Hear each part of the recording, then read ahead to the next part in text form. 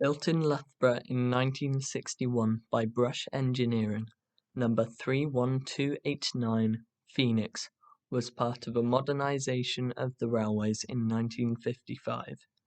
It was originally built with the Mearleys 1250 brake horsepower engine, but was later replaced with the English Electric 12 SVT engine, which reached speeds of 90 miles an hour with 1470 horsepower. It was first placed into service in Gateshead and was shifted around different depots until being brought and stored in Birmingham. They became more common both on the West and London Midland region, but the class was originally intended for the Eastern region. The original number was D5821, but was later made 31289.